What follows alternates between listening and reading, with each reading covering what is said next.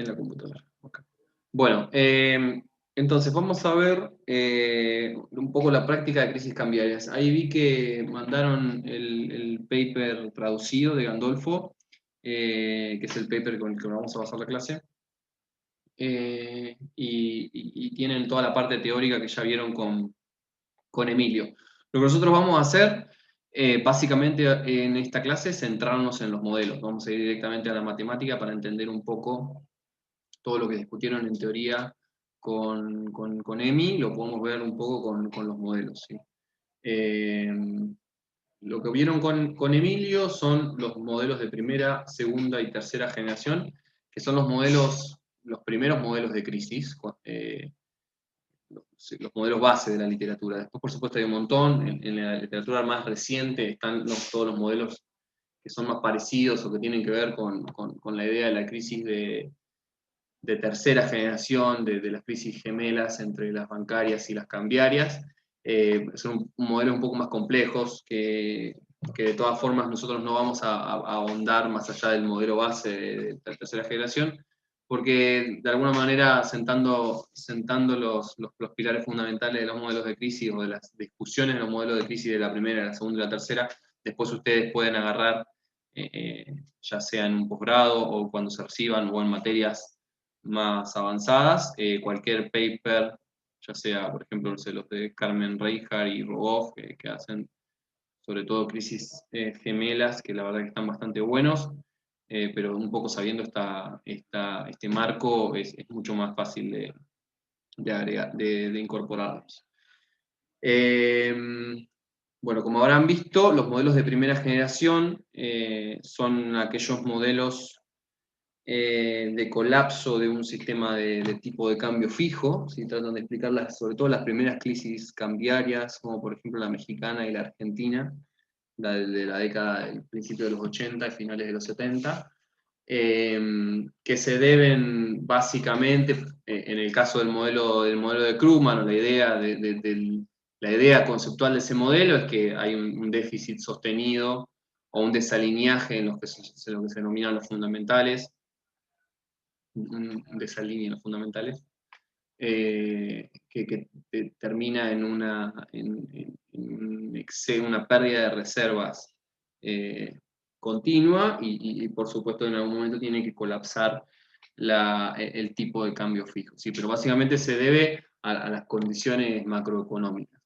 Después los modelos de crisis de segunda generación vienen un poco a explicar la idea de las crisis de los países asiáticos, que no tenían un problema en los fundamentales, que no tenían un problema digamos, en el deterioro de sus valores macro más importantes, la que miran los inversores, sino más bien ocurre una especie de profecía autocumplida. Es decir, vamos a ver que para ciertos rangos de fundamentales puede ser que la crisis ocurra o no ocurra, y eso va a depender de que se cumplan las profecías, digamos, que hacen los inversores sobre, por ejemplo, el colapso del sistema, del régimen cambiario que tenga el país. Que se debe básicamente entonces a la parte de expectativa. Entonces tenemos por un lado la primera generación, que se debe a los fundamentals o a las variables macro que miran los inversores, y por el lado de los modelos de segunda generación tenemos los modelos de profecía autocumplida, es decir, de expectativa. Después lo que tenemos son los modelos de tercera generación, que son los más modernos, que no tienen que ver ni con problemas en la macro, ni con problemas en las profecías, sino tienen más bien que ver con una característica de los procesos de endeudamiento, sobre todo vamos a ver las crisis de los endeudamientos privados, y el efecto hoja de balance que genera cualquier movimiento en el tipo de cambio y en el apalancamiento de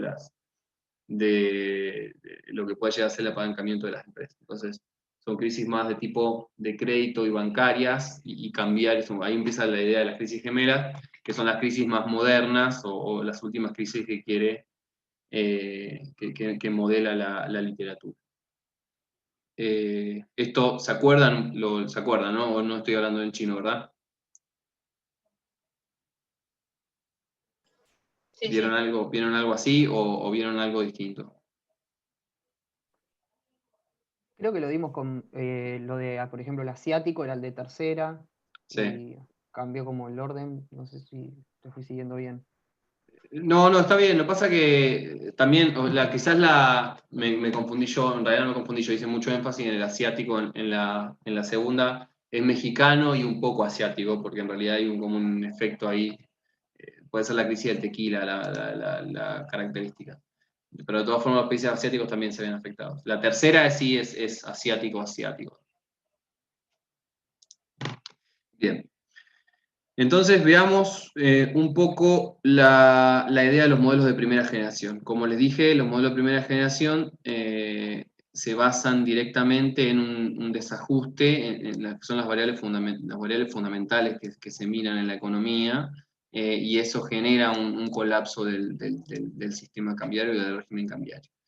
El modelo por excelencia de crisis de primera generación es este paper de Flood y Garber del 84, y básicamente el modelito que vamos a estudiar ahora mantiene un poco la esencia, el que está en Gandolfo mantiene la esencia original de este paper.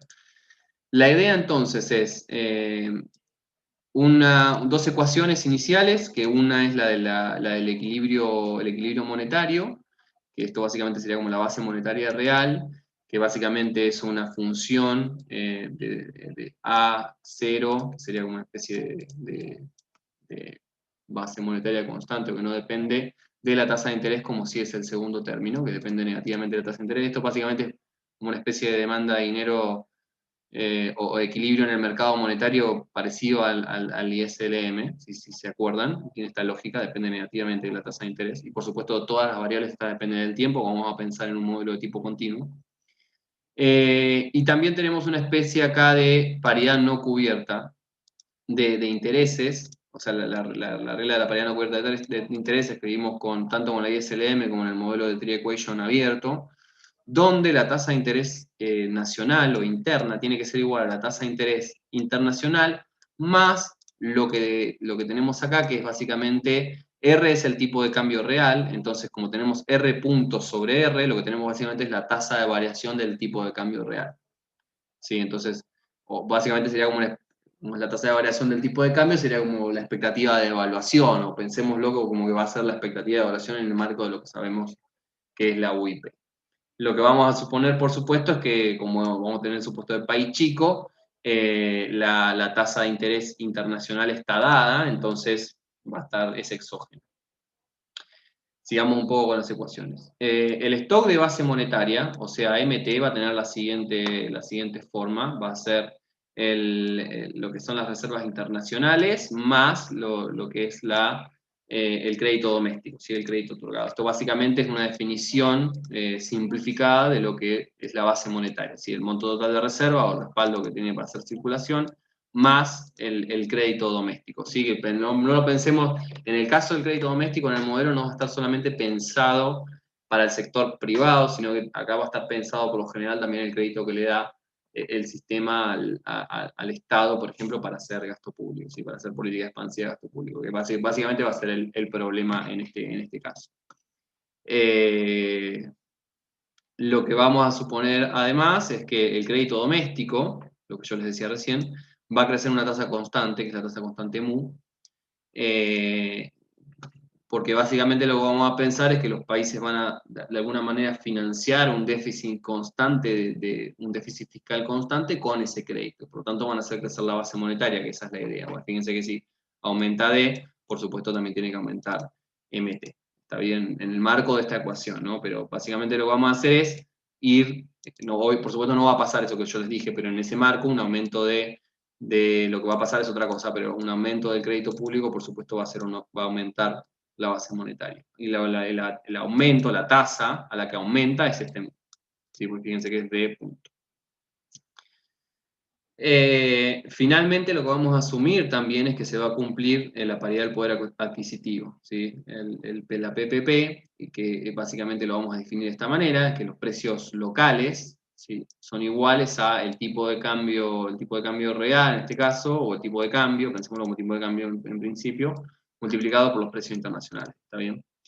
Lo que como estamos suponiendo que es un país chico y que por supuesto es tomador de precios, lo que va a ocurrir es que como PF es constante, hay una relación directa entre los precios locales y el tipo de cambio. Sí, sería como esta idea de, bueno, cuando sube el tipo de cambio también van a subir los precios. Como el pass-through es lo que digan los precios internacionales, o si es uno va a ser casi directo. Está bien. Por lo general lo vamos a, digo, si lo pensamos en una calibración, podemos pensar que es 1, entonces la relación entre precio y tipo de cambio va a ser directa en este caso.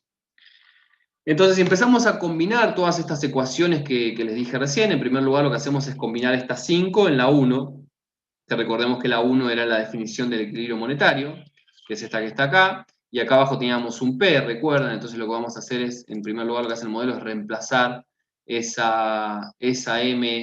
P, perdón, en la ecuación 1. Luego esto lo pasa multiplicando para el lado derecho para despejar MT, y esto queda expresado de esta manera. Fíjense que tengo esto, en estos dos términos tengo esa multiplicación. Luego voy a reemplazar la definición de IT, que la tengo del cumplimiento de la paridad. Recuerden que es esto. Y finalmente, si hago la distributiva en este corchete, fíjense que lo que me queda es esto multiplicado por OIF, que es lo que tengo acá, por supuesto con otro orden, pero es básicamente lo mismo, y esto multiplicado por esta partecita que, si se fijan, como tengo RT abajo y RT arriba, esto se va a simplificar y simplemente me queda multiplicado por R.T. Luego, si saco factor común RT, o sea, despejo para RT, para que me queden dos términos, uno en términos de RT y otro en términos de R.T, que sería como el tipo de cambio y la tasa de evaluación, lo que me queda básicamente es esta función 6, donde alfa y beta están resumidos en lo que son estos parámetros que tengo acá, que como son todas variables o parámetros que son exógenos, lo que hago es resumirlo en un solo parámetro que sería beta y alfa, que ambos son mayores a 0. ¿Está bien? Entonces lo que me queda, fíjense, a priori, para que lo vayamos teniendo presente, es básicamente el equilibrio monetario, pero una vez que yo le voy metiendo todas las ecuaciones adentro, me queda una ecuación de base monetaria que depende de lo que es el tipo de cambio y de su tasa de evaluación. Y que, si ustedes se fijan, es básicamente digamos, voy a tener que hacer como tengo la derivada implicada, voy a tener que hacer es una ecuación diferencial de primer orden, porque tengo la primera derivada implicada y su valor en el momento t. ¿Sí? Entonces, ya vemos que acá voy a tener una complejidad al momento de resolverlo, que es una ecuación diferencial. Igual la manera de resolverlo es bastante sencilla. Pero para que vayan pispeando acá, que acá tengo el primer problema. Ok. Entonces, acá empieza, digamos, hasta ahí el setup. Digo, ahí llegamos a la ecuación a una ecuación donde tenemos el equilibrio en la base monetaria en relación al tipo de cambio. Ahora bien, si el gobierno se compromete en el marco de una política cambiaria a mantener un régimen de tipo de cambio fijo, entonces lo que tenemos es que como el tipo de cambio va a estar fijo, lo que se espera es que, por supuesto, la tasa de evaluación sea 0. Está bien, si tengo el tipo de cambio fijo, la tasa de evaluación es 0 porque yo lo mantengo en un mismo valor. En ese caso, se me cambia la ecuación de la paridad no cubierta, porque lo que tengo sumado en la ecuación 2, que sería la tasa de evaluación, se hace 0, entonces me queda que la tasa de interés nacional tiene que ser básicamente igual a la tasa de interés local, que es lo que dice acá, porque RT es igual a 0. Además, por la ecuación 5, otro problema que voy a tener, en realidad no es un problema, pero lo que voy a tener es que básicamente yo tengo una relación, recuerden, entre tipo de cambio y precio. Como el tipo de cambio ahora va a estar fijo, básicamente los precios van a mantenerse fijos, porque tengo el tipo de cambio fijo y además porque, por el supuesto de país chico, voy a asumir que los precios internacionales están dados, o los tomo como dados. Entonces, el equilibrio monetario, entonces, en ese caso, tiene que conseguirse manteniendo la tasa de interés al mismo nivel que la tasa de interés internacional, ¿sí? Porque eso es lo que yo derivo desde la ecuación 2 al mantener el tipo de cambio fijo, ¿sí? Al no tener expectativa de evaluación. Entonces, MT, lo que dice la filmina es que MT debe mantenerse constante, ya que el nivel de precio se mantiene constante, dada la ecuación 1, ¿sí? Recuerdan que la ecuación 1 era la ecuación de equilibrio. Como el nivel de precios se mantiene constante en ese caso, y la tasa de interés tiene que mantenerse igual a la tasa de interés internacional, no me queda otra para mantener esa ecuación de equilibrio que MT también se quede fijo, es decir, que tengo que mantener constante la base monetaria en el marco del modelo. ¿Cómo calculo, digamos, el valor constante? Lo puedo calcular utilizando la ecuación 6. Y además tengo que recordar que la tasa de evaluación es 0 porque el tipo de cambio está fijo. ¿Cuál es la ecuación 6? Vamos a, si no se acuerdan, es la ecuación de movimiento, que era una ecuación diferencial. En el marco de que yo tengo tipo de cambio fijo, esta parte, que es la parte de la derivada, o la parte que depende de la tasa de devaluación, se hace 0. Entonces la definición simplemente es esta que está acá, donde B, me queda B por el tipo de cambio, y como el tipo de cambio fijo es simplemente R barra. ¿Sí? Entonces, este es el valor constante que tiene que mantener la base monetaria en el marco de que el régimen de tipo de cambio es un régimen de tipo de cambio fijo. En ese marco, lo que ocurre, y ahí es donde empieza a ver el problema, y donde empiezo a tener el problema que me va a generar la crisis cambiaria, es que la ecuación la ecuación el stock de la base monetaria, que yo tenía definida como que la base monetaria tiene que ser igual a las reservas más los créditos, si yo despejo para el nivel de reservas internacionales y reemplazo el el valor fijo que tiene que mantener el stock de dinero, lo que me queda es lo siguiente, que tengo un valor fijo y luego tengo los créditos, que por supuesto crecen en una tasa constante, y en el marco de que esto está fijo y esto crece en una tasa constante, lo que ocurre es que voy a tener que ir, para equilibrar esta ecuación, lo que ocurre es que voy a tener que ir perdiendo reservas a través del tiempo. ¿Está bien? Porque como tengo MT fijo en este valor, y esto crece una tasa mu, voy a tener que perder a esa misma tasa mu reservas internacionales de acuerdo a la ecuación de stock monetario. Entonces, lo que voy a tener básicamente es una pérdida constante de reservas que me van a perjudicar a la hora de mantener ese tipo de cambio fijo o la política de régimen de tipo de cambio fijo. Si vemos, bueno, acá básicamente lo que les digo es, bueno, la tasa a la que yo voy perdiendo reservas es básicamente el negativo, la tasa a la que se va expandiendo el crédito público. ¿Cómo vemos eso? Si planteamos la ecuación, tomamos los logaritmos y hacemos la derivada con respecto al tiempo, esta parte que está constante cuando hago la derivada se hace 0, entonces me queda que la derivada de RT con respecto al tiempo, o la tasa de crecimiento de RT o de las reservas con respecto al tiempo, básicamente es menos lo que crecen los créditos con respecto al tiempo, que básicamente ya vimos que es mu. Entonces, básicamente la tasa a la que crecen los créditos es la misma tasa a la que van retrocediendo las reservas internacionales en el marco del modelo.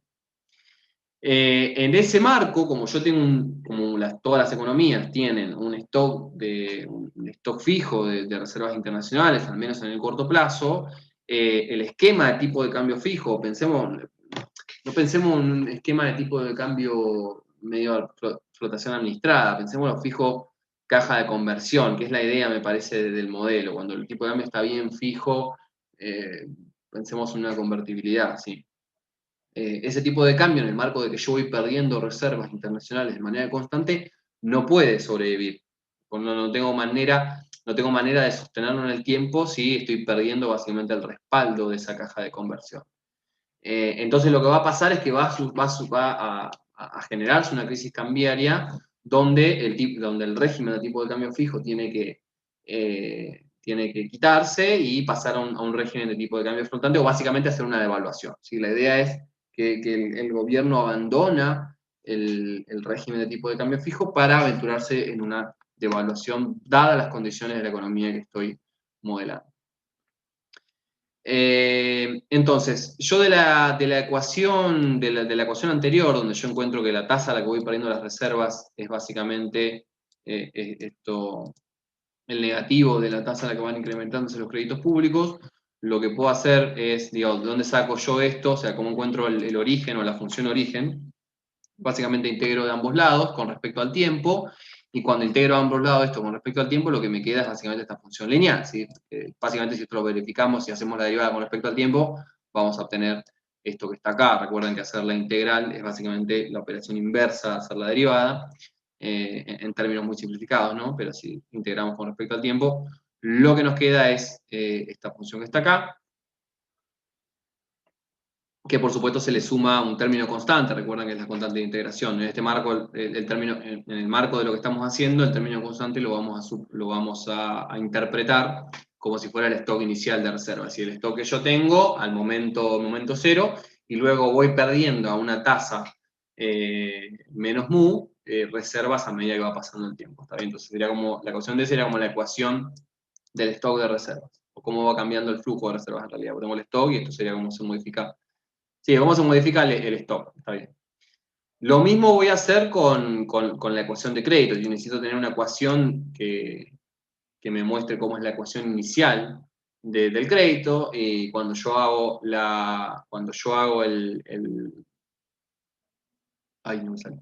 Cuando hago la integración con respecto al tiempo, básicamente lo que encuentro es esta misma, una ecuación similar a la anterior, nada más que tiene pendiente positiva con respecto al tiempo. Si tengo un stock de crédito que va a ir creciendo ahora una tasa.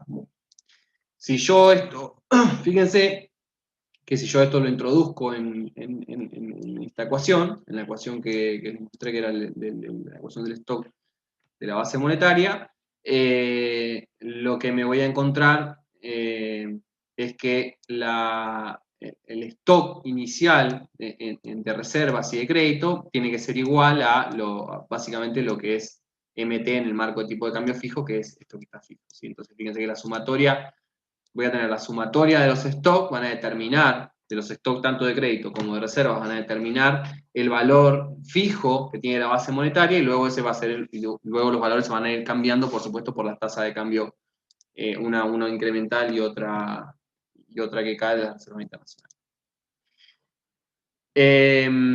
Y ahora viene esto que es interesante. Digo, yo tengo la ecuación del stock de reservas, que es la que encontré acá. Entonces lo que plantea el modelo dice, bueno, ¿cuándo se me agotan las reservas? O sea, ¿cuál es el momento T en el que se me agotan las reservas? Entonces, básicamente lo que hace es algo sencillo, es decir, bueno, cuando RT se hace igual a 0, cuando RT se hace igual a 0, voy a despejar T, entonces en lo que me diga el ratio entre el stock inicial y la tasa la la que yo voy perdiendo reservas, porque es una ecuación lineal sencilla, es básicamente el momento T, o sea, el momento en el tiempo en donde yo me voy a quedar sin reservas internacionales. ¿Sí? Eso, básicamente el T es el indicador del momento final. Ahora bien, lo que va a suceder en la praxis y en la realidad es que el tipo de cambio sin dudas va a colapsar mucho antes de, de llegar al momento donde te quedas sin reservas internacionales. Eso es bastante lógico, digo. La crisis o el ataque especulativo a un tipo de cambio que se considera atrasado, o que se considera, o digamos, se considera atrasado porque está fijo, o bien porque el Banco Central hace todos los esfuerzos perdiendo reservas todos los días para mantener ese tipo de cambio ahí, va a llegar un momento donde va a colapsar antes del momento donde yo me quede sin reservas, que es el momento de este T. Para encontrar ese momento, que es lo clave del modelo de primera generación, se propone, digamos, conocer, o sea, Flood y Garber lo que plantean es el concepto de tipo de cambio sombra, que básicamente sería como el tipo de cambio flotante condicional a un colapso, es decir, el tipo de cambio que tiene que ocurrir o que tiene que generar que se tiene que dar para salir, digamos, de ese régimen, así como básicamente el tipo de cambio sombra, como la idea de cualquier multiplicador. Para encontrar ese tipo de cambio, lo que vamos a hacer es básicamente encontrar el momento del colapso, ¿sí? Que va a ser, lo vamos a llamar, no va a ser diferente a T, va a ser el momento Z, ¿sí? Donde va a ocurrir el ataque especulativo y donde va a colapsar el régimen de tipo de cambio fijo, ¿sí? ¿Cómo vamos a plantear, digamos, dónde vamos cómo vamos a plantear y cómo vamos a encontrar ese tipo de cambio sombra y ese momento Z? Lo vamos a plantear con la ecuación, digamos, que habíamos encontrado antes, del equilibrio en el mercado monetario en relación al tipo de cambio, en función del tipo de cambio, o sea, el equilibrio monetario en función al tipo de cambio, pero simplemente, o sea, en relación a buscar el Z, ¿sí? No el momento T que ya lo tenemos. Tenemos que resolver esta ecuación, y esta es una ecuación diferencial de primer orden. Es lineal, es bastante sencilla de resolver. Recuerden que para encontrar la solución de una ecuación diferencial, lo que hacemos es encontrar la solución homogénea, o sea, el caso homogéneo, y luego el caso específico. En primer lugar, el caso homogéneo, como ustedes saben, es básicamente plantear el caso donde es igual a cero, donde es igual a cero y despejar, y de esta forma, digo, planteo que es igual a cero, construyo lo que sería la derivada y todo lo que es RT de un lado y lo constante, lo exógeno del otro, y hago la integral con respecto al tiempo. Fíjense que esto es bastante sencillo, porque lo que tengo es la tasa de crecimiento sobre el nivel abajo, eso es básicamente el procedimiento contrario a lo que hacemos siempre, que es el logaritmo. Entonces la integral de este lado derecho va a ser el logaritmo, por supuesto, más la constante de integración C.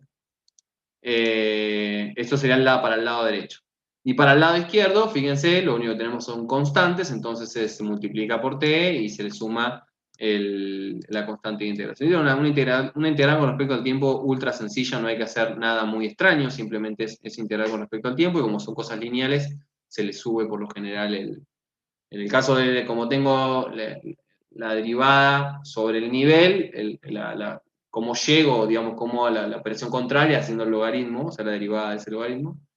Y en este caso, como llego a la constante, es derivando multiplicando por t, digamos, ¿sí? Multiplicando por la variable por la que estoy integrando. ¿Sí? Recuerden cómo hagan un repaso de integración si no me acuerdan, pero son las integraciones más sencillas que podemos llegar a realizar. No hay que usar ningún método extraño, ni mucho menos. Bien, si igualamos los resultados y combinamos en A y B, en esta sola constante de integración que sería D, y luego despejamos este tipo de cambio, básicamente lo que vamos a encontrar es el tipo de cambio para el caso homogéneo. ¿Sí? Recuerden que la parte de la solución de una ecuación diferencial tiene dos partes, la del caso específico y la del caso general del caso. Bien, entonces encontramos como la primera solución, y luego tenemos que encontrar la solución particular. Para encontrar la solución particular vamos a utilizar el método de coeficientes indeterminados, que es el método de Guess and Verify, que es el método que usualmente vemos en economía matemática, donde vamos planteando básicamente una solución que es parecida a la solución que yo tengo que encontrar. Entonces la planteo, trato de encontrar o machar los coeficientes, y si lo logro hacer, la solución es válida, y si no, tengo que plantear otra solución y hacer el mismo caminito que hice antes. Por lo general se plantea, digo, no vamos a hacer nada muy extraño, lo que vamos a hacer es decir, bueno, la solución específica que yo voy a plantear es una lineal, ¿sí? Es una función lineal que va a tener, por supuesto, una ordenada al origen y una parte que depende de t, que va a ser el guess.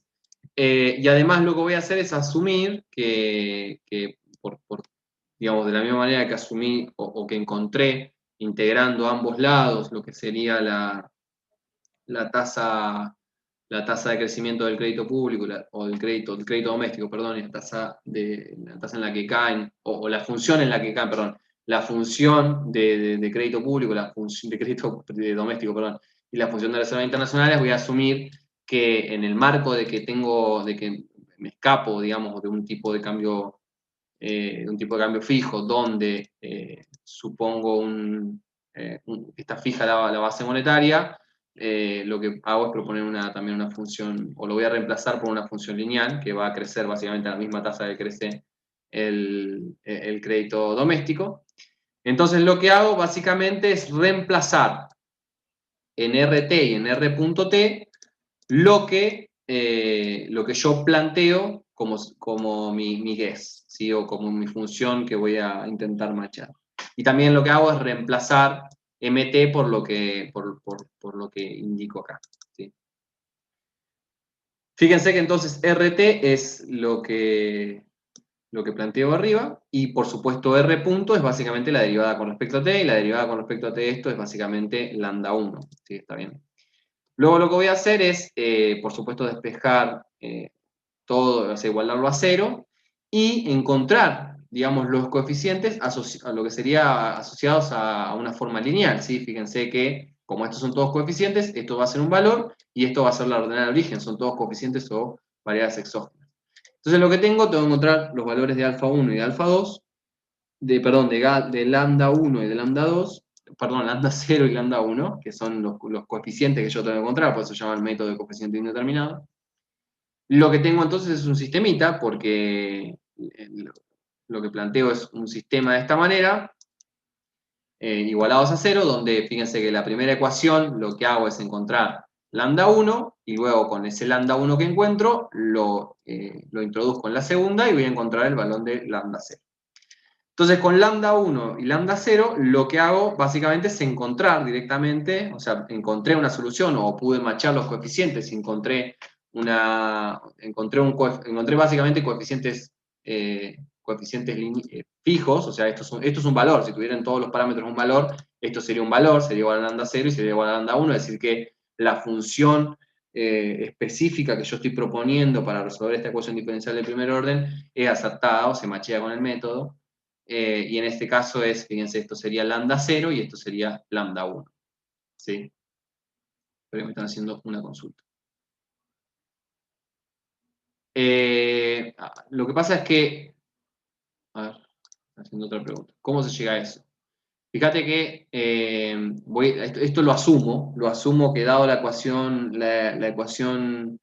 9, que es la de crecimiento del dinero común, que básicamente va a ser igual a la de RT y a la de DT, en el caso de que yo abandono el tipo de cambio fijo, yo dejo de tener el stock, digamos, tiene que dejar de ser constante el stock de dinero. Y lo que voy a asumir es que en ese caso va a tener una función lineal que va a ser parecida a las demás, ¿sí? Va a tener un stock inicial y va a crecer en la tasa mu, a la misma tasa que crece o decrecen las otras variables. Y lo que hago es básicamente reemplazar esta ecuación, o sea, esta variable por una ecuación de comportamiento, que antes era fija, ahora tiene una ecuación lineal de comportamiento porque estoy abandonando el tipo de cambio fijo, porque estoy pensando en que voy a abandonar el tipo de cambio fijo. Bien, entonces ya encontré lambda 0 y lambda 1 con el método de coeficientes indeterminados, y luego lo que voy a hacer es reorganizar un poquito los términos. Fíjense que si un poco hago la distributiva, si lo reorganizo, puedo sacar factor 1 común 1 menos b, y fíjense que vuelvo a encontrar mt. Sí, creo que sí, de hecho no lo resuelvo de esta manera. Claro, no lo resuelvo de esta manera porque, digo, ¿por qué tengo que suponer esto además? Porque esto todavía sigue siendo una función en el marco de que no está. En el marco de que yo abandono, les decía, el tipo de cambio fijo, yo tengo que plantear una función para esto que tenga parámetros, variables exógenas y por supuesto una endógena que sería el tiempo. En el marco de que esto sea una función, yo tengo que reemplazarlo sí o sí por lo que dice la función para poder hacer el método de coeficiente indeterminado, si no, no lo puedo hacer. Si no, acá me va a quedar dependiendo de una función, que después, por supuesto, acá lo puedo reemplazar para simplificar, pero en el marco de hacer la solución del modelo y encontrar el factor común de la parte que depende del tiempo y la parte que es constante, necesito sí o sí proponer ahí en ese caso una forma funcional para MT. Porque yo sé que como es fijo, eso tiene que ser constante dado todos los supuestos, pero en el marco de que el tipo de cambio fijo se abandona, tengo que tener una función ahí y asumo que es lineal como la del crédito y la de la reserva. Bien, luego si reorganizo, entonces les decía, vuelvo a encontrar la definición de MT y la reemplazo ahí. Y encuentro básicamente el tipo de cambio, ¿sí? Digamos, sería la solución para el tipo de cambio, la solución específica para lo que sería el tipo de cambio. Lo que voy a tener, luego de que encuentro la solución específica, y acá van unos supuestos y algunas cosas que sabemos del modelo. Posterior al colapso, digo, para cuando t es mayor a z, ¿sí? La solución particular, entonces, lo que va a darnos es básicamente lo que sería ese tipo de cambio sombra que estamos buscando. ¿Sí? Este sería básicamente el tipo de cambio sombra que es posterior a ese colapso. En ese caso, como las reservas básicamente están agotadas, entonces lo que se va a cumplir es esta ecuación que yo tengo acá, porque RT va a ser igual a 0. Lo que podemos demostrar con el modelito es que como los agentes tienen previsión perfecta, y eso es un supuesto que comparten todos los modelos, los agentes van a prever, ¿sí? van a ver venir el colapso. Entonces, en el momento en el que ocurre la salida del régimen de tipo de cambio fijo, el tipo de cambio sombra tiene que ser igual al tipo de cambio fijo anterior al colapso. ¿Sí? Como que tengo que estar en ese punto donde es igual y después salta. El R barra, recuerden, el tipo de cambio fijo, y R rulito es el tipo de cambio sombra. Si por supuesto el tipo de cambio fijo que yo tenía antes es mayor al tipo de cambio sombra, no va a haber ningún beneficio atacando el tipo de cambio, ¿sí? Porque vale más ahora el tipo de cambio fijo de lo que vale el tipo de cambio sombra. Entonces, en ese caso, el tipo de cambio fijo se mantiene, si no va a haber ningún caso. En el caso contrario, por supuesto sí va a haber un beneficios, donde cuando el tipo de cambio sombra sea mayor al tipo de cambio fijo, por supuesto va a haber beneficios, pero en el caso de que estamos asumiendo competencia perfecta, previsión perfecta y demás, no vamos o sea, vamos a ese caso, el modelo lo que hace es sacárselo de encima y dice, bueno, no tenemos beneficios, los individuos no pueden tener beneficios, entonces no podemos resolver, o dejamos, podemos dejarlo planteado como que ahí van a tener beneficios, pero en el marco para lo que nos interesa no lo vamos a analizar. Entonces, lo que plantea el modelo dice, bueno, el ataque en realidad va a ocurrir cuando ese tipo de cambio sombra sea igual, o sea, se iguale a ese tipo de cambio fijo, y en ese momento los agentes van a atacar. ¿Sí? No van a atacar ni antes ni después, eso es lo que dice, no van a atacar ni antes de que el tipo de cambio, del tipo de cambio sombra que se prevé, dado lo que sucede en la economía, digamos, cuando sea antes, es decir, y cuando sea menor al tipo de cambio fijo, o cuando sea mayor, ahí no va a ocurrir cuando sean inmediatamente iguales. En ese momento voy a tener el ataque especulativo. Entonces, en ese caso, lo que hago es, fíjense, recuerden que tenía MT acá arriba, y como como las reservas en ese caso se van a agotar en el marco del colapso, MT va a ser igual a DT, ¿sí? Porque RT se hace 0, entonces, y yo sé que DT es igual básicamente a esta función que yo encontré arriba, entonces lo voy a reemplazar acá. Y por supuesto voy a reemplazar el tipo de cambio sombra por lo que sería el tipo de cambio fijo, que sé que cuando esos dos tipos de cambio son iguales, el modelo va a colapsar, o el tipo de cambio fijo colapsa. Y por supuesto, como estoy encontrando o buscando el momento t, lo que hago es, el momento z, perdón, lo que hago es reemplazar t por z. Una vez que realizo esto, lo que voy a hacer básicamente es despejar z para justamente encontrar ese momento, que es lo que yo quiero saber, cuándo va a ser el momento z. Y fíjense que el momento z, que va a ser esto, o sea, una vez que ustedes lo despejan, esperen que me están haciendo una consulta. Sí, pero sí, eso está bien, Valentina, sí, pero solamente vamos a asumir la particular, porque recuerden que en términos gráficos una era la trayectoria y otra era dónde se estacionaba, ¿sí? Que esa es la idea en la general, o sea, en términos de que está resolviendo una trayectoria o está resolviendo cómo se mueve y cómo converge, exacto. En el caso de la general era dónde converge, si eso era estable o no, y luego veas cómo te movías. Para el caso del modelo solamente no nos quedamos con la específica.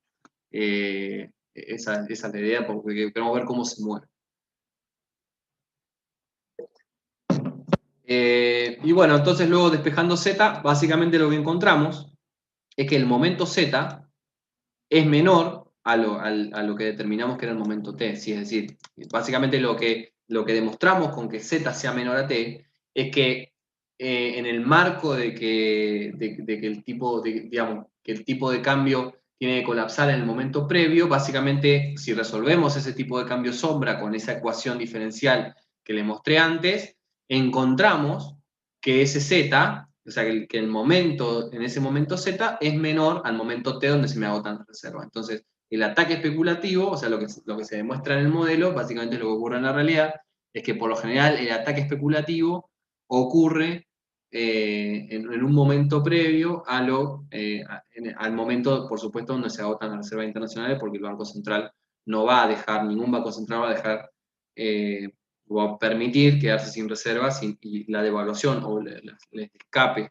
el colapso en el sentido de escape del régimen de tipo de cambio fijo o una flotación administrada, muy administrada, donde el Banco Central va perdiendo reservas cotidianamente, se va a abandonar antes de que eso ocurra. ¿Está bien? ¿Se entendió? Esto igual ya seguramente lo discutieron conceptualmente, lo que estamos haciendo es ver en la matemática cómo lo fundamentamos. ¿Alguna duda?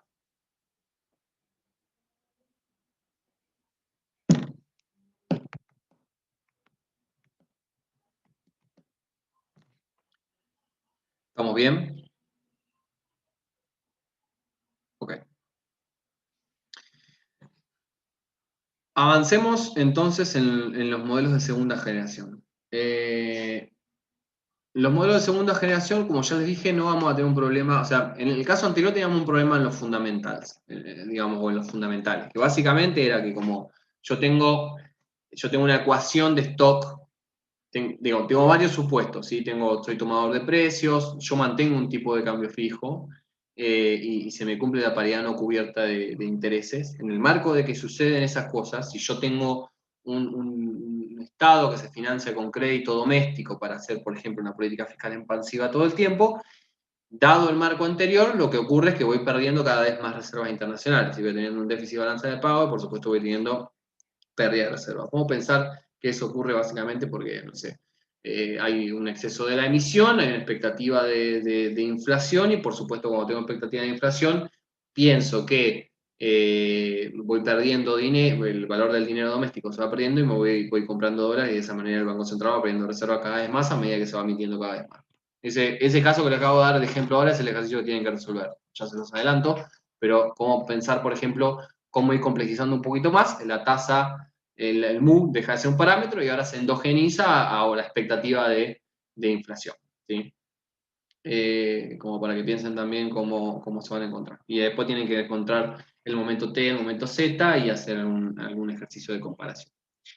Bueno, en el marco del modelo de segunda generación, como yo les comenté antes, como seguramente lo habrán visto con Emilio, no teníamos problemas en los fundamentals o quizás en las variables macroeconómicas que miran fundamentalmente los inversores a la hora de tomar decisiones. En este caso lo que sucedía es que básicamente el pánico o la idea de la profecía autocumplida se garantiza la crisis, ¿sí? En este caso. ¿Cómo se piensa el modelito en el marco de eso que les estoy contando ahora? Lo pensamos de la siguiente manera. Pensemos en una economía pequeña y abierta, como estamos considerando siempre, donde el gobierno básicamente tiene una función objetivo a maximizar, que básicamente vamos a tener esta que está acá, donde básicamente la función objetivo es como igual que lo que vimos en el caso del modelo del Free Equation Model, donde tenemos que, o sea, lo que vamos a hacer es minimizar esta función cuadrática, o sea, las funciones de pérdida cuadrática que tienen los modelos. Entonces, básicamente el valor mínimo de esta función es básicamente el máximo o el valor de óptimo que va a encontrar el gobierno en el marco de su proceso de optimización. La función cuadrática o la función de pérdida, en este caso que tiene el gobierno, básicamente depende de dos variables que son fundamentales. En primer lugar, de pi, que es la tasa real de devaluación del tipo de cambio, o sea, la tasa de devaluación del tipo de cambio, que vamos a pensar que es real, que en el marco de los supuestos que vimos anteriormente vamos a pensar que es igual a la tasa de inflación, porque voy a pensar que se cumple la PPP, entonces, y que los precios internacionales están fijos. Entonces, la relación entre precios e inflación es directa, en este caso la del tipo de cambio. Y, por supuesto, XT, que van a ser los flujos de ingresos fiscales. Entonces, las preferencias del Estado son por dos variables, de la tasa de evaluación y del flujo de ingresos fiscales, ¿sí? Esas son las dos variables objetivos que tiene el Estado en su función de pérdida cuadrada. Por supuesto, y la tasa de evaluación, por supuesto, es vis a vis la tasa de inflación. Y sabemos que el policymaker o el gobierno no tiene, o sea, básicamente quiere evitar, por todos los medios, quiere evitar tener inflación y, por supuesto, cobrar más impuestos para aumentar el flujo. Entonces, por eso planteamos la minimización de esas dos variables. Bueno, acá les decía yo lo de economía abierta, exactamente lo mismo, el link entre inflación y precios externos. La optimización del gobierno la lleva adelante sujeta, por supuesto, a su propia restricción presupuestaria. ¿Cuál es su restricción presupuestaria? La que iguala los flujos, los usos y los recursos. ¿Está bien? Los usos, básicamente en este caso, están en el lado izquierdo y vamos a suponer que simplemente son lo que sería el pago de la deuda, ¿sí? Son los intereses por el stock de la deuda, ¿sí? Lo que tendría que pagar de deuda básicamente está del lado izquierdo. Y por el lado derecho tenemos los recursos, que son los ingresos fiscales, y una partecita que es tita por lo que sería la inflación más la inflación esperada, que básicamente lo que representa en el modelo es la idea del impuesto inflacionario, ¿sí? O el señoriaje del Estado que utiliza cuando emite dinero. ¿Sí? En el marco del modelo lo que pensamos es que hay emisión y esa emisión va a generar, por supuesto, inflación en el marco del modelo, pero el Estado lo que hace es beneficiarse en la primera impresión del valor de la moneda, entonces eso es lo que básicamente representa el impuesto inflacionario. Entonces los usos son el pago de deuda y los recursos son fiscales, y fiscales en el sentido de los tradicionales y la idea del impuesto inflacionario. ¿Está bien? Ok. Bueno, ¿cómo resolvemos esto? Básicamente es resolver un Lagrangiano, ¿sí? Es sencillo, básicamente la idea es la de siempre, planteamos la función de pérdida, más en este caso mu, podría haberle puesto lambda, pero decidí mantener la notación del paper. Lo que tenemos es el multiplicador de Lagrange y la restricción, ¿sí? Las condiciones de primer orden, por supuesto, son en base a las dos variables objetivos del Estado, que son lo que sería la tasa de inflación o la tasa de evaluación, que en este caso son iguales, y los ingresos fiscales, y por supuesto en relación a al multiplicador de Lagrange. Bueno, hago las derivadas, que son bastante sencillas, y usando 19 y 20, lo que encuentro es esta relación entre los ingresos fiscales y lo que sería la inflación o la tasa de evaluación, ¿sí? Ahora, lo que hace el modelo son algunos pasos matemáticos medios mágicos, y por supuesto, esto no se lo voy a tomar porque no tiene ningún sentido que se aprendan esto de memoria, pero para que lo entiendan lo vamos a ver paso a paso. Básicamente lo que encuentra es un parámetro de composición, que va a ser el parámetro lambda, que va a ser el único parámetro de diferencia que vamos a tener entre una función de pérdida para un gobierno que se compromete a mantener un tipo de cambio fijo y otro que no es creíble y que puede llevar a una devaluación. Así que eso seguramente ya lo vieron en teoría. ¿Cómo encontramos ese parámetro de composición? Bueno, partimos de la ecuación anterior, que es la ecuación 22, y lo que hacemos es, en primer lugar, multiplicar y dividir el lado derecho por tita. ¿Sí? Fíjense que lo que hacemos es multiplicar y dividir. Acá ya tenía tita, entonces me queda tita cuadrado, y acá me queda tita por pi. Luego voy a dividir y multiplicar el lado derecho también por alfa más tita cuadrado. Entonces me queda esto que tengo acá. ¿Sí? Luego al divisor, ¿sí? Lo que tengo acá abajo, lo que voy a hacer es sumar y restar alfa. Acá, fíjense que lo tengo ahí, sumo y resto alfa. Este divisor que tengo acá, ¿sí? Es básicamente igual a tener 1 menos alfa sobre alfa más tita cuadrado. Fíjense que si yo saco factor común acá, ¿sí? Y lo pongo esto acá arriba, fíjense que encuentro lo mismo que tengo acá, entonces esta igualdad la voy a reemplazar acá. Y lo que voy a llamar lambda va a ser igual a alfa por alfa más, sobre alfa más tita cuadrada, ¿sí? Esto que tengo acá voy a llamarlo lambda, que es el parámetro de composición, y esto va a ser igual, esto va a ser menor a 1 en cualquier caso, ¿sí? Porque fíjense que acá tengo un alfa y acá tengo el mismo alfa sumado a algo que va a ser positivo, esto siempre en cualquier lugar va a ser menor a 1. Entonces, en ese caso, 22 se me va a convertir en, o sea, la ecuación que yo tenía antes, la primera de la relación entre 19 y 20, ahora se me convierte en esto luego de que hice unos pasos para encontrar ese parámetro de composición. Esta es 23, me faltó poner el numerito acá en el power, ¿sí? Porque acá dice introduciendo 23 en 21, pues por supuesto tengo que meter esta relación en la restricción para terminar de encontrar los valores de equilibrio, ¿sí? En este caso, lo primero que hago es poner una restricción y despejar para pi, y fíjense que encuentro el valor de equilibrio para pi en relación a todas las variables exógenas, que por supuesto son el stock de la deuda y la inflación esperada, o la expectativa de inflación. Y luego esa 24 la introduzco en 23 y encuentro lo que sería el flujo de ingresos fiscales netos óptimos en el marco del modelo, ¿sí? Ok, 24 y 25 entonces son los valores de equilibrio. ¿Sí? Encontré los valores de equilibrio para la función de pérdida del gobierno en el marco de que, ¿se acuerdan? Tenía una restricción de recursos y tenía preferencias, o por la inflación, la tasa que era igual a la tasa de evaluación, y el cobrar impuestos. ¿Sí? Entonces, dadas esas preferencias, lo que hago entonces es evaluar en la función objetivo, en la función de pérdida, evalúo las condiciones de equilibrio que yo encontré, y luego lo que voy a hacer es básicamente encontrar una versión un poco resumida de esa función objetivo con los valores óptimos. Bueno, fíjense que los introduzco acá, hago un par de tejes y manejes con los términos y voy a multiplicar y dividir el paréntesis que tengo acá por lambda y luego hacer, bueno, acá hay un montón de cosas.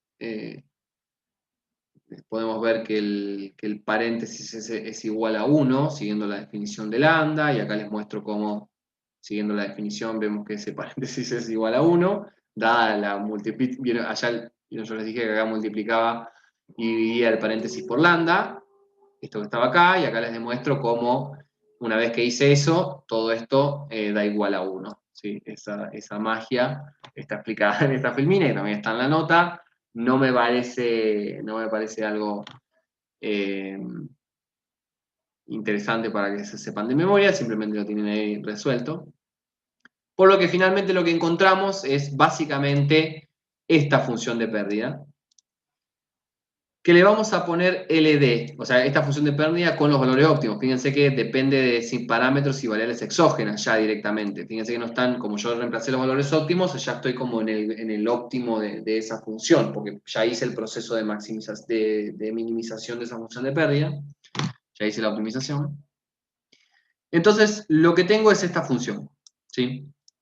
A esta función de pérdida la voy a llamar LD. Y le voy a llamar LD porque va a ser la función de pérdida donde tengo la posibilidad de evaluar. ¿Sí? ¿Por qué? Porque tengo básicamente en mi función objetivo tengo una variable de evaluación, que básicamente es la misma que la tasa de inflación, y de alguna manera es un instrumento de política que tengo, porque lo tengo en mi función objetivo. Ahora vamos a buscar sería la función objetivo para el policy maker que se compromete a no devaluar, básicamente que se compromete a mantener un tipo de cambio fijo. En ese caso, si uno se compromete a mantener un tipo de cambio fijo, lo que tiene es pi-t o pi igual a 0, porque yo me comprometo básicamente que la tasa de evaluación sea igual a 0. Entonces, el problema ahora básicamente se transforma en un problema mucho más sencillo, donde en mi función de pérdida simplemente tengo los ingresos fiscales. ¿Por qué? Porque no me comprometo a devaluar, porque me comprometo a no devaluar. Y la restricción es básicamente lo que tengo acá, simplemente en relación a la inflación esperada, verán, porque no tengo no tengo de inflación que es igual a la tasa de evaluación. ¿Sí?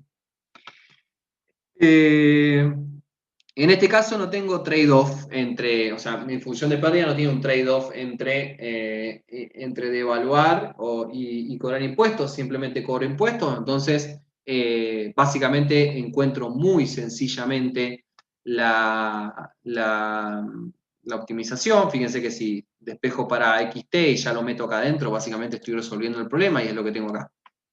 ¿Sí? Fíjense que en este caso, como tengo un solo argumento en mi función, es mucho más fácil de resolverlo y acá lo que tengo es la función de pérdida, la función objetivo del gobierno, que se compromete a mantener el tipo de cambio fijo. Por eso se va a llamar F. ¿Sí? F de fix o de fijar. ¿Sí? Por supuesto, fíjense que son muy parecidas, o sea, como verán, son ultra parecidas. ¿Sí? En este caso porque las formas funcionales son iguales, porque no tengo, digamos, valores para los parámetros, pero fíjense que son iguales. La única diferencia es que una tiene el parámetro de composición lambda y la otra no. ¿Sí? Por eso los marqué acá en negrita. Eso lo ven, ¿no? Ven que son iguales y entienden cómo llegué. Bueno, a esta yo les mostré, no les pido que vean todo esto, pero me van a creer que llego a una versión simplificada. En esta, sí, esto lo vieron, ¿sí? ¿Me siguen hasta ahí?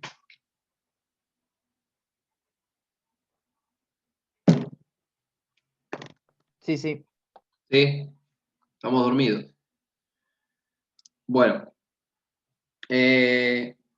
lo que podemos ver que es como una de las funciones está multiplicada por un parámetro de composición que es menor a 1, por supuesto mayor a 0, pero menor a 1, lo que tengo es que la función de pérdida, o sea, la función objetivo del gobierno que tiene la posibilidad de evaluar es menor a la función de pérdida del gobierno que se compromete a mantener el tipo de cambio fijo. Por lo que de alguna manera podemos ver que un gobierno que se compromete a mantener un tipo de cambio fijo tiene un mejor resultado con una devaluación sorpresa, por ejemplo, que es lo que tengo acá, porque puedo minimizar digo, en el caso de que tengo un gobierno donde dice voy a mantener el tipo de cambio fijo, pero devalúa, fíjense que encuentro una función de pérdida que es mucho más chica a la que se compromete a mantener un tipo de cambio fijo. Por eso, de alguna manera, es más óptimo estar en este marco donde tengo la posibilidad de evaluar que en el marco donde de alguna manera interpreto que tener un tipo de cambio fijo es mejor. ¿Sí? Fíjense que digo que es mejor porque como es una minimización de una función de pérdida, por supuesto el valor más chico es el más óptimo. ¿Sí? Mientras más cercano a cero sea la optimización, es mejor. ¿Sí? Por eso en este caso es mejor hacer una devaluación sorpresa y quedarse musarela que mantener un tipo de cambio fijo. ¿Sí? De todas formas, esto sabemos, en la realidad no funciona de esa manera, digo, no es que va a ser óptimo para el gobierno hacer una evaluación sorpresiva y no, digo, hay un montón de costos asociados, en el marco de que existen todos esos costos asociados, como pérdida de reputación, desaprobación de los votantes, etcétera, etcétera, etcétera, lo que vamos a suponer es que va a haber costos asociados a esa evaluación, que por supuesto vamos a sumar en la parte de izquierda de esta desigualdad, ¿sí? Porque de alguna manera tenemos que tenerlos en cuenta. Si hay unos costos asociados a una devaluación repentina que tenemos que tenerlo en cuenta a la hora de ver cuál es digamos, la decisión óptima. ¿Sí? Entonces, ahora utilizando 28-29, lo que podemos encontrar es la condición final, ¿sí? Toda en función de las variables exógenas. ¿Cuáles son 28 y 29? Básicamente las funciones de pérdida, tanto para el caso donde tengo la posibilidad de evaluar porque la evaluación está dentro de la función, como para el caso donde no tengo la posibilidad de evaluar. ¿Sí? Lo que voy a hacer entonces es hacer esta, fíjense que voy a primero pasar esto paso, la C la paso restando para allá y esto lo paso restando para acá, lo que tengo es esto que sí. Fíjense que acá en el paréntesis tengo lo mismo, entonces puedo de alguna manera idear alguna especie de factor común. Acá tengo un medio y un medio, así que si divido todo, si multiplico todo por 2, desaparece el medio, acá quedo multiplicando en 2. Bien, ¿qué más hago? Bueno, acá hago un cambio. Lo que hago es cambiar todo el signo, multiplico todo por -1, entonces acá ya cambio el signo, y por supuesto se da vuelta la desigualdad, y luego lo que hago es básicamente el factor común de lo que tengo acá en el paréntesis al cuadrado, me queda de esta manera, y si lo despejo y luego hago la raíz, saco la raíz de este producto, lo que me queda es esto que está acá. Sí, fíjense que esto lo voy a resumir, esto que tengo acá lo voy a resumir, como son todos parámetros y valores, lo resumo como este valor K. Entonces, fíjense que lo que tengo es un valor K y dos variables, por supuesto unos parámetros, pero lo que tengo es el stock de deuda y lo que sería la expectativa de inflación, ¿sí? O la expectativa de evaluación en el marco del modelo. Y por supuesto K es mayor a 0. Entonces, en el caso del modelo, ¿sí? Porque recuerden que yo lo que estoy buscando es esto, ¿sí? ¿Cuándo devaluar va a ser menor a tener el tipo de cambio fijo? ¿Sí? ¿Cuándo hacer una devaluación repentina va a ser mejor para el gobierno que mantener el tipo de cambio fijo? ¿Sí? Eso es lo que estoy buscando con la desigualdad en 30. Una vez que planteo y encuentro esa solución que les mostré ahí, entonces se va a producir una devaluación, o sea, va a ser óptimo devaluar para el gobierno cuando o bien las expectativas de evaluación sean muy grandes, básicamente lo que tengo acá, o bien o el stock de deuda sea muy grande. Si el stock de deuda, que es B, esta parte B, o la inflación es muy grande, esta suma, por supuesto, va a ser mayor acá. Entonces, en ese marco de que esto se cumpla, que esta desigualdad se cumpla, va a ser óptimo para el gobierno encarar una devaluación, ¿sí? En el marco de que se había comprometido, por ejemplo, a mantener un tipo de cambio fijo. Ahora bien, si tiene un stock de deuda enorme, o bien la expectativa de evaluación o de inflación es muy grande, va a ser óptimo devaluar en ese caso, ¿sí? Eso es lo que mira el sector, digamos, el gobierno o el sector público. ¿Está bien? ¿Me siguieron hasta ahí? ¿Alguna duda?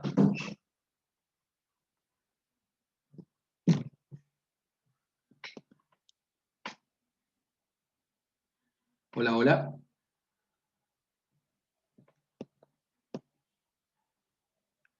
Es un chat perdido. Claro, esa es la condición de evaluación. O sea, es la condición donde es óptimo para el gobierno abandonar, por ejemplo, una promesa de tipo de cambio fijo. ¿Sí? Esto que está acá. Porque básicamente es como está planteada la desigualdad. ¿Sí? Cuando esto es menor a esto. Es decir, cuando acá minimizo más que cuando me comprometo a mantener un tipo de cambio fijo. Bien, pero entonces el sector privado, o sea, eso es lo que pasa con el gobierno. Pero el sector privado va a mirar otra cosa. Y acá donde vamos a tener lo rico del modelo. Porque yo tengo al sector, al gobierno haciendo sus cuentas de acuerdo a su stock de deuda y la expectativa de evaluación o de inflación que mira en el mercado. Y por el otro lado tengo al sector privado, que el sector privado, por supuesto, en el mercado va a jugar su propio rol. O sea, digamos, y de acuerdo a lo que mira, va a hacer algún ataque especulativo o no, o va a presionar para hacer un ataque especulativo o no. En ese caso, o sea, dado lo que observa el sector privado y dada la interacción también con el sector público, yo puedo resumir el accionar del sector privado en esas tres preguntas que tengo ahí. O sea, ¿qué es lo que quiere responderse al sector privado? Por ejemplo, ¿cuándo el gobierno no va a devaluar? O sea, ¿cuándo no va a haber una devaluación independientemente del valor de la inflación? ¿Cuándo va a devaluar el gobierno, independientemente de lo que valga digamos, de cómo sean las expectativas de evaluación, ¿sí? O sea, si va a devaluar independientemente de lo que sean las expectativas de evaluación, o si no va a devaluar independientemente de lo que sean las expectativas de inflación, o la tercera, que es cuándo no va a devaluar el gobierno en el marco de que, por ejemplo, las expectativas son iguales a cero, pero va a devaluar si existe alguna expectativa de evaluación lo suficientemente alta. ¿Sí? Esas son como digamos, entre lo que observa el sector público, cómo se pueden ir, cómo puede ser esa interacción o cómo va a ser el accionar del sector privado. Entonces, O sea, para responder esas preguntas, lo que vamos a determinar son cómo es esa expectativa de evaluación, ¿sí? Cómo son los distintos valores que puede tomar esa expectativa de evaluación. Entonces, dado que los agentes de alguna manera conocen la condición 31, que si no recuerdan, la condición 31 es la relación óptima del gobierno para devaluar, entonces va a ser racional para el sector privado esperar una devaluación si esperar una devaluación en el caso de que si el stock, por ejemplo, o sea, esperar una devaluación en el marco, quiere decir que la tasa de devaluación esperada es positiva, o sea, esperan que eso ocurra, que esto sea mayor a cero, y lo van a esperar si el stock acumulado de deuda es lo suficientemente alto. O sea, si los individuos esperan una tasa de evaluación y a su vez el stock de deuda acumulado es muy alto, sin lugar a dudas, va a ser racional para el individuo esperar que el gobierno salga del tipo de cambio fijo y haga una devaluación, ¿sí? En el marco del modelo.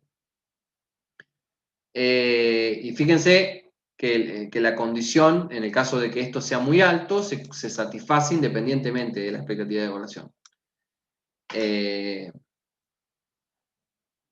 Como yo estoy, digamos, ellos pueden esperarla mayor a cero, o sea, puede ser que esto lo esperen y que sea fija exógena, y esto esta desigualdad ya lo determina.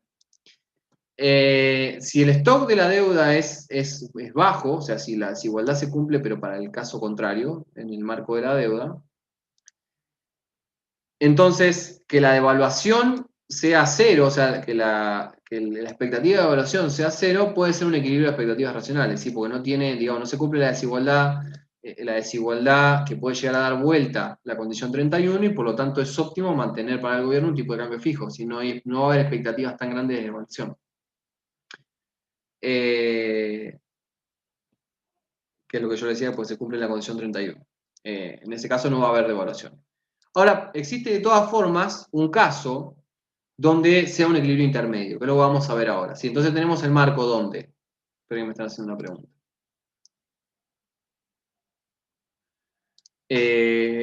Sí, ahora charlamos un poco de la realidad. En el marco del modelo, algo podemos charlar. Sí. Lo que nos queda entonces, estos son como los casos polares, ¿sí? Donde tengo el stock muy elevado de deuda, yo voy a tener una devaluación. O sea, si yo espero, digamos, es óptimo esperar una devaluación si el stock acumulado de deuda es enorme. Pero si es bajo, es óptimo de alguna manera no esperarla, ¿sí? En el caso racional. Pero puede haber una situación intermedia donde sea todo un poco positivo, pero haya un rango donde yo me mueva, ¿sí? Que es lo que vamos a encontrar ahora. Entonces, para encontrar el rango relevante, lo que hacemos es básicamente decir que la expectativa de evaluación es básicamente igual a la tasa de evaluación del gobierno. Entonces la condición 24, vamos a ir para arriba para que se acuerden, la condición 24, que era la condición de equilibrio de la tasa de evaluación para el gobierno, lo que hacemos es básicamente reemplazar pi-t, lo que tengo, parto de esa ecuación, perdón. Esperen que, está bien, pero parto de un paso previo, anterior. Parto de este paso. Y lo que voy a hacer es que la tasa de inflación esperada o de devaluación esperada sea igual a la tasa de evaluación de objetivo del gobierno. ¿Sí? Básicamente parto de esa condición, ¿sí? De un paso previo a esa condición. Y lo que voy a hacer básicamente es despejar, fíjense que despejo para tita pi t. ¿Por qué despejo para tita pi t? Porque básicamente tita pi t es lo que está en la condición 31. ¿Sí? Fíjense que entonces lo que voy a encontrar acá es, en el marco de que voy a encontrar una nueva condición, en el marco de cómo se tiene que... Porque yo sé que cuando el stock de deuda es muy grande, es óptimo esperarla. Es óptimo porque es muy grande y ya esa desigualdad 31 se cumple. Si es muy bajo, si es muy, muy bajo, es óptimo no esperar la devaluación, porque el gobierno no tiene la necesidad, dadas sus restricciones, de hacer una devaluación. Ahora, lo que estoy buscando ahora es un valor intermedio. donde, o sea, que me delimite el rango donde puede suceder o no puede suceder, independientemente de cómo sea, digamos, de que si el stock es muy grande o es muy bajo, ¿se entiende? Por eso hice los pasos que hice anteriormente y ahí encontré, fíjense, un stock de deuda tiene que ser ahora mayor a lo que sería este lambda o el parámetro de composición multiplicado por K, ¿sí? Entonces, la expectativa de evaluación se va a validar en este caso si RBT es mayor o igual a ahora este valor de K, ¿sí? Como este rango, y por el contrario, si es menor a eso, no se va a cumplir y por lo tanto el gobierno no va a devaluar, ¿sí? De alguna forma, eso lo podemos esquematizar en este gráfico, ¿sí? Donde tenemos los límites que ya vimos, que es el K sería el primer límite que vimos. Ya sabemos que cuando el stock de deuda es mayor a K, lo que vamos a tener es un caso donde el gobierno va a devaluar. Y luego tenemos los casos, digamos, para la izquierda de K, lo que tenemos es lo que encontramos recién. ¿Sí? Si el stock de deuda es menor, ya sabemos que si el stock de deuda es menor a K, el gobierno va a devaluar. El gobierno, digamos, es posible no esperar una devaluación si el stock de deuda es menor acá. Ahora bien, lo que encontramos anteriormente, en el marco de que tenemos un equilibrio intermedio, es que para cierto rango de deuda es posible que exista una devaluación independientemente de que el stock sea menor acá. Sí, yo ya sé que si es menor a lambda K, no va a pasar. ¿Sí? En este caso tengo credibilidad total de que el régimen no va a cambiar. Ahora, en el marco intermedio, lo importante del modelo es que de alguna manera predice que puede haber una situación en donde el gobierno abandona el tipo de cambio fijo y sin embargo no están dadas las condiciones en los fundamentales, que en este caso los fundamentales sería el stock de deuda, que es algo que miran los agentes, no es lo suficientemente elevado o sea, porque te lo da, está menor al umbral, es menor al umbral, para que ocurra esa devaluación. Sin embargo, es posible porque el gobierno tiene credibilidad parcial dentro de ese marco. Y de hecho puede ser que los agentes, por ejemplo, realicen un ataque especulativo y no estén dadas las condiciones en los fundamentales. Esto realmente, ahí creo que Valentina preguntaba si esto lo podemos relacionar con lo que sucede ahora, y yo creo que es un caso parecido. Digo, el gobierno, por ejemplo, el nuevo gobierno cuando ingresa, se embarca en lo que sería llevar adelante un proceso de reestructuración de la deuda, ¿sí? Porque básicamente era impagable, porque básicamente estábamos acá, el stock de la deuda era realmente insostenible. Entonces, o hacías una devaluación o básicamente hacías una reestructuración. El gobierno, por supuesto, por las consecuencias negativas que tiene hacer una devaluación, que ya lo vimos en los modelos de Stop and Go y en todos los otros modelos, eso básicamente se trató de evitar a través de un proceso de reestructuración de la deuda. Esa deuda se reestructuró y, por supuesto, cambió el perfil de vencimientos y cambió también el stock de deuda. Ahora, aún así, y por supuesto sujeto a todas las otras condiciones macroeconómicas que se miran, en este caso estamos en un modelo ultra simplificado, donde solamente estamos mirando el stock, pero en el marco de que hubo un proceso de reestructuración de deuda, aún estamos en un proceso de credibilidad parcial, donde no sabemos si hoy en día se está discutiendo si va a haber un proceso de evaluatorio o no. Si el gobierno está luchando todos los días con esa expectativa de evaluación que se refleja en el REM, por ejemplo, con elevadas expectativas de inflación, y con lo que ocurre con la demanda de dólares motivo ahorro, con la demanda de bonos dólar link, y todas esas cuestiones que ocurren en la vida cotidiana de la finanza y de la economía. Pero digo, estamos en un momento donde el stock de deuda o los fundamentales, yo recuerdo que el ministro Martín decía en algunas conferencias, no están dadas las condiciones desde los fundamentales, o sea, desde los fundamentals, para que ocurra una devaluación, porque veníamos con superávit, o sea, desde la segunda mitad del año en adelante, tenemos superávit de cuenta corriente, reestructuración de la deuda, cambio en el perfil de la curva de pesos, había un montón de señales en los fundamentals, la inflación venía bajando, en los fundamentals, que eran claras de signos de alguna robustez en el marco del quilombo macroeconómico que tenemos, y sin embargo la expectativa de evaluación era muy alta. Digo, en ese marco podemos quizás pensar, utilizando este modelo, lo que ocurre en esa situación o el problema de crisis o de presión cambiaria que tuvimos. No sé si te respondí, Valentina, pero yo creo que va por ahí.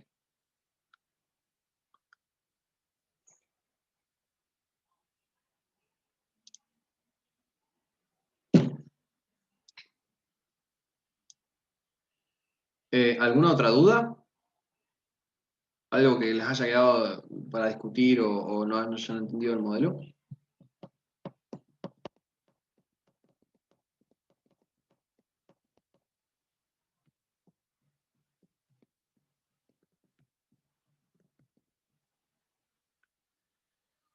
Bien. Y por último tenemos lo que son los modelos de tercera generación.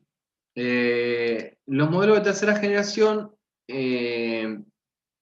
son distintos, digo, lo que tratan, digo, podemos ya tener un problema, que es el problema que de hecho intentan modelar, que es, no tenemos un problema muy grave en los fundamentales, y tampoco tenemos, digo, no hay tampoco una sensación de crisis cambiaria y demás.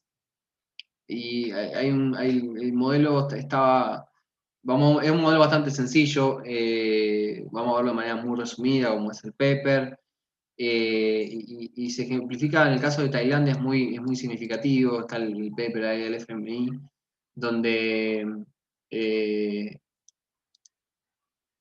básicamente tuvo que hacer una reversión Tailandia de la cuenta corriente debido a un outflow que tuvo de capitales, una salida enorme de capitales que le generó una crisis cambiaria y por supuesto una crisis bancaria tremenda que destrozó un montón de empresas, digo, pero no había en el marco de los fundamentales un desalinee tan importante. Sino lo que ocurría así era que había un proceso de endeudamiento externo por parte de las empresas que determinó una especie de crisis a partir de lo que serían las hojas de balance. Ahora vamos a ver eso qué significa. Es una explosión de la deuda externa.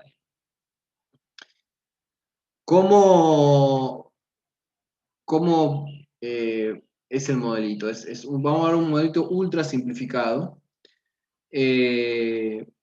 No tienen ejercicio del modelo porque realmente no, me pareció que no, si tomo crisis voy a tomar primera y segunda, no voy a tomar tercera porque realmente el modelo muy simplificado realmente no tiene mucho sentido, pero lo vamos a ver de todas formas.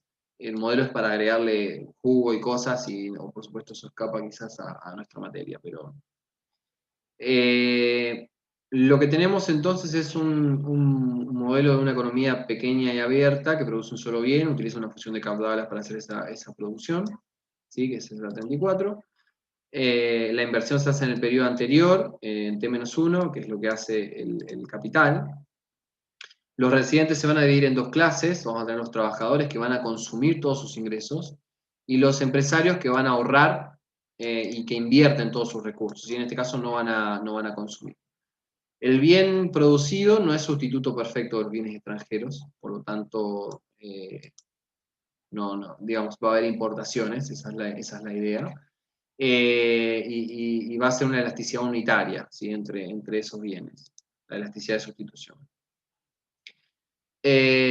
Una fracción constante tanto del consumo como de la inversión, que va a ser mu, se va a gastar en bienes extranjeros y la restante, que es 1 menos mu, se gasta en bienes nacionales. ¿Está bien? El equilibrio macroeconómico entre oferta y la demanda, si entre la producción y la demanda, básicamente es lo que se produce por la parte que se consume más la parte que se invierte, más lo que se exporta, ¿sí? En este caso sería como el flujo neto de producción, perdón, de exportaciones, que sería ese X, que es exógeno, y el precio, el tipo de cambio real, ¿sí? Que es CPT. Bien, teniendo en cuenta que en el marco de los supuestos que les dije anteriormente, son solamente los trabajadores los que consumen y consumen todo su ingreso, que por supuesto el ingreso de los trabajadores es 1 menos alfa por IT, que esto lo sabemos de la demanda de trabajo que surge del proceso de maximización de beneficios en una función de producción Kapf-Douglas. Sabemos que el ingreso de los trabajadores es básicamente esto, por lo tanto en el consumo lo que vamos a hacer es reemplazar por su ingreso, porque yo supuse que los trabajadores consumían todo su ingreso. De esa expresión que yo formulé acá, lo que puedo hacer es básicamente, lo que voy a hacer básicamente es despejar el tipo de cambio real. Cuando despejo el tipo de cambio real, van a ver que el tipo de cambio real depende de la producción, de parámetros, ¿sí? Pero en primer lugar depende de la producción, depende de la inversión y por supuesto depende de la exportación. Abajo, ¿sí? Lo que va a modelar Krugman luego es alguna determinación de la inversión, así como se determina la inversión. Y lo que observa Krugman en el marco de las crisis que se estaban dando en los países asiáticos, de alguna manera que la capacidad de inversión de los empresarios se podía ver limitada por la capacidad de endeudamiento, ¿sí? Porque básicamente los empresarios se apalancaban o digamos, invertían pero tomando deuda, no con recursos propios, sino por tomando deuda, y lo que podía ocurrir es que esa capacidad de endeudarse para poder invertir podía verse limitada, ¿sí? Y podía verse limitada de la siguiente forma, que es la ecuación que tenemos acá, que la inversión va a ser menor o igual a la riqueza que tienen, pero a la riqueza, y por supuesto, pero una parte, 1 más tita, de que lo que es lo que pueden pedir prestado. Es decir, pueden pedir prestado tita veces su riqueza. Por lo tanto, lo que pueden invertir es el monto de su riqueza más el tita que pueden pedir prestado. ¿Está bien? Esto es lo que se tiene que cumplir en la inversión. Y a su vez la riqueza de los empresarios está determinada por esta función, que es la 39, que es básicamente la producción menos la deuda en términos domésticos, menos la deuda en términos internacionales. ¿Está bien? Que es este FT, sería el flujo en términos extranjeros, multiplicado por el tipo de cambio para pasarlo a moneda nacional, la deuda nacional, o sea, menos lo que se produce, ¿sí? Entonces, lo que se produce menos la deuda es básicamente el stock de riqueza, lo que sobra. ¿Está bien? Y por supuesto se tiene, lo que dice el modelo es que por supuesto la restricción 38, que es la de la inversión, tiene que ser menor o igual a la riqueza más lo que piden prestado, que es lo que pueden invertir, no necesita ser vinculante, sino necesita ser operativa. Es decir, si es cierto que los empresarios invierten toda su riqueza, no es necesario que decidan pedir prestado, es decir, pueden o bien invertir toda su riqueza, o bien también pedir prestado y solamente invertir esa parte. Digo, no necesariamente se tiene que cumplir al 100%, por eso es una desigualdad. De hecho, digamos, eso va, la forma en la que van a, las decisiones de inversión se van a realizar comparando los rendimientos diferenciales de la inversión interna y de la inversión externa. Y por supuesto la inversión externa depende de la tasa de interés exógena, porque estamos pensando en un país pequeño, qué sé yo, pero eso es lo que va a guiar la decisión de inversión, que es básicamente la ecuación 40, ¿sí? Si la inversión, la parte izquierda, si los rendimientos diferenciales de invertir internamente es mayor al rendimiento de invertir afuera, entonces en este caso se va a producir la inversión. De todas formas, se tiene que garantizar una condición de no negatividad de la inversión o de algo de todas formas se va a invertir. Si tiene que ser o mayor o igual a cero, no puede ser negativa la inversión, esa es la idea. En el marco de eso, vamos a ver cómo se produce la crisis. Es bastante sencillo y realmente bastante, no es para nada complicado, pero la idea es que una disminución de las entradas de capitales, o sea, una disminución, por ejemplo, de lo que piden prestado afuera, puede causar una crisis porque afecta al tipo de cambio real, ¿sí? Fíjense que el tipo de cambio real está acá, y lo afecta porque le pega a la inversión. ¿Por qué? Porque la inversión está acá y la inversión depende de la riqueza y la riqueza depende de las entradas de capitales. Fíjense que le pega muy indirectamente por cómo está formulado, ¿sí? Afecta al tipo de cambio real y en consecuencia afecta la hoja de balance, o sea, afecta lo que sería el balance de los empresarios, que es por la ecuación 39, por lo que tengo acá. Sí, digamos, si tengo limitado esta parte, por supuesto afecta la riqueza. ¿Dónde estoy? Tic, tic, acá. Esto, por supuesto, reduce la capacidad de los empresarios a pedir prestado y, por lo tanto, invertir. Y se reduce aún más las entradas de capitales y eso va generando una crisis. ¿Está bien? Supongamos, ¿cómo vamos a pensar la idea? Vamos a suponer que la oferta de crédito depende de lo que los prestamistas creen que es el valor de la garantía. Es decir, o sea, básicamente los que le prestan a los empresarios para invertir, de alguna manera ven en su hoja de balance la garantía de si son solventes o no para poder pagar ese préstamo. ¿Está bien? Y esa solvencia o el valor de la garantía, por supuesto, va a depender del valor que sea el tipo de cambio real, ya que, por ejemplo, si hay un aumento en el tipo de cambio real, una devaluación repentina, la parte digamos, la parte de la deuda denominada en moneda extranjera va a aumentar y por lo tanto va a disminuir el stock de riqueza, que el stock de riqueza básicamente es el colateral o la garantía que miran los prestatarios para dar esa guita. ¿Está bien? Entonces, el nivel de inversión que va a tener lugar en la economía, dadas las ofertas de crédito que están, va a ser igual al nivel de inversión esperado implícito, o sea, al nivel de inversión que ven las entidades que prestan el dinero que se va a producir en la acción económica. Entonces, ¿cómo vemos eso? ¿Cómo lo podemos ver?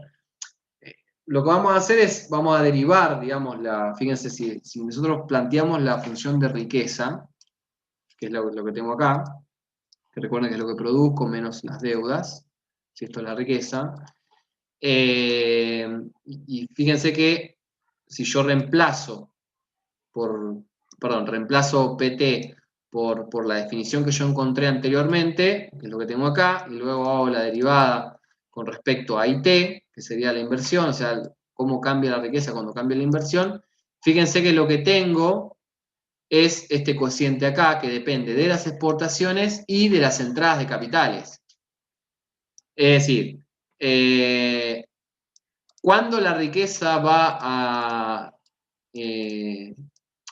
cuando la riqueza cuando la inversión va a hacer aumentar la riqueza, que es lo que estoy buscando en esta derivada, va a depender de la relación entre las entradas de capitales y, por supuesto, o sea, de los flujos de la deuda y las entradas. ¿Está bien?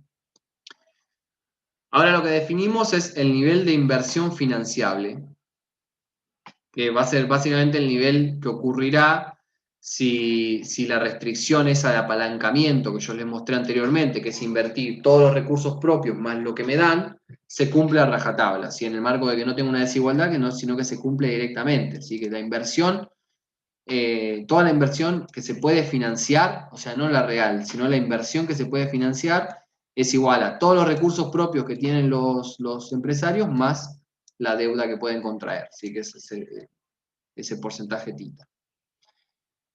Si, por supuesto, yo planteo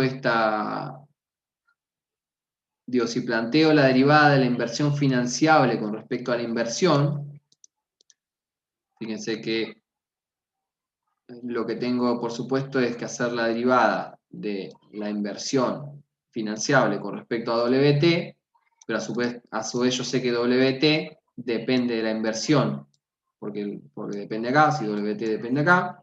Entonces, básicamente, esta derivada, que es cómo cambia cómo va a cambiar la inversión financiable cuando cambia la inversión, va a ser igual al diferencial entre la financiable con respecto a la riqueza por la riqueza con respecto a la financiable, que básicamente yo sé, la primera ya la sé, que la encontré antes, y simplemente le tengo que multiplicar lo que sería la derivada financiable con respecto a W, que es el coeficiente que lo acompaña, que es este.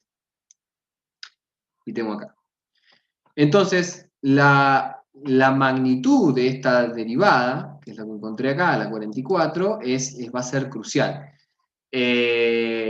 Si por supuesto es inferior a la unidad, ¿qué quiere decir que sea inferior a la unidad? Quiere decir que esta parte de acá abajo es menor a la parte o sea, la parte del numerador es menor al denominador y por eso este cociente es menor a 1.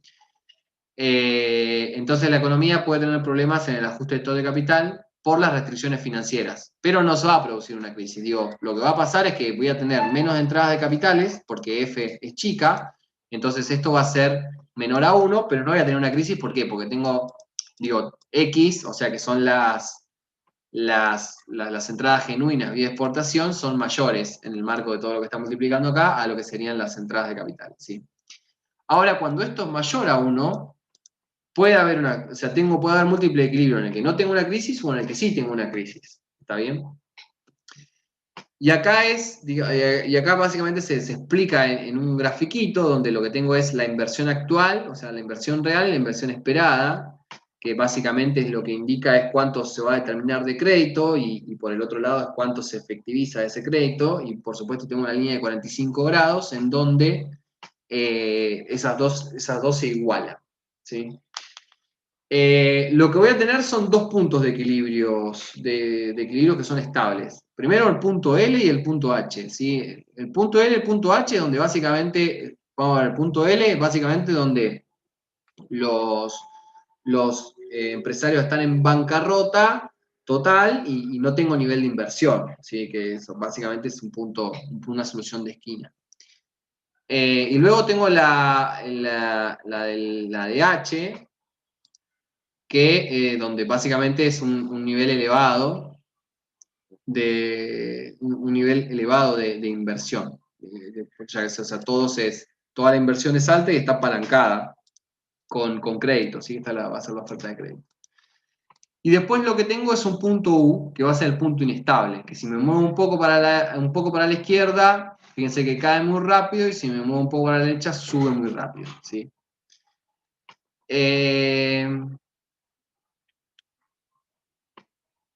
Creo que tengo acá. Esto, perfecto. Lo que les decían, o sea, este es el gráfico, que esto ya seguramente lo vieron. Esto lo vieron con Emi, ¿no? Ya lo discutieron igual, ¿no? Quiero saber si lo discutieron. ¿Están ahí? El gráfico no lo dimos. Ok. Esto no lo vieron, ¿no? Solamente, ¿qué discutieron con Emi de la tercera generación?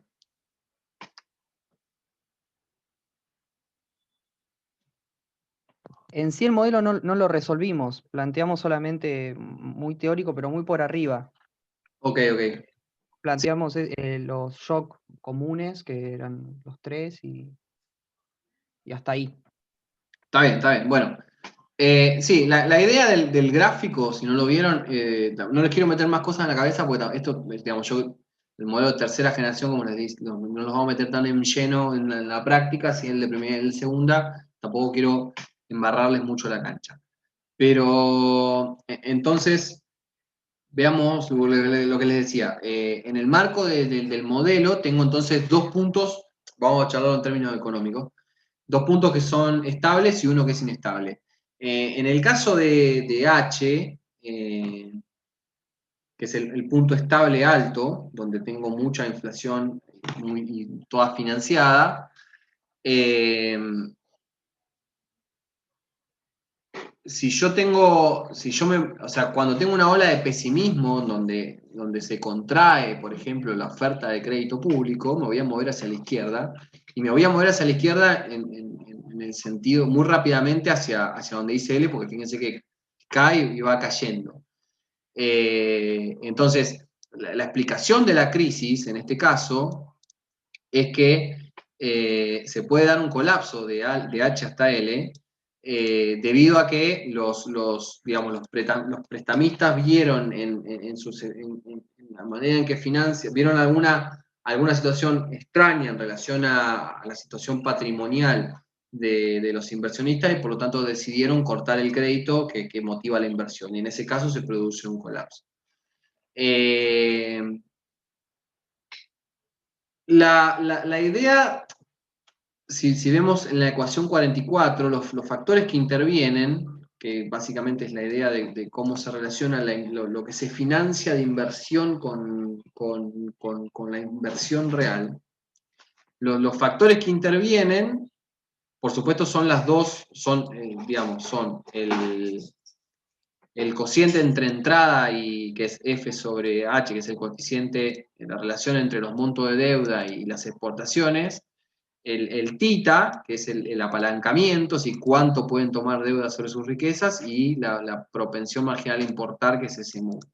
Digo, en el marco de esa configuración paramétrica, yo puedo llegar a tener una situación o bien menor a 1 de esa relación entre cuánto puedo financiar y cuánto realmente invierto, o bien una relación mayor a 1. Si tengo una relación mayor a 1, lo que voy a tener, en el marco de lo que vimos, una posibilidad donde tengo una crisis. Y tengo una crisis, ¿por qué? Porque, por ejemplo, puedo tener un movimiento de tipo de cambio que me haga explotar la hoja de balance de los tomadores de deuda porque tienen mucho stock de moneda, por ejemplo, de moneda extranjera en relación a sus exportaciones, y eso hace caer hace caer lo que sería el colateral o las garantías en sus préstamos, y eso de alguna manera te corta el chorro de financiamiento para financiar inversión.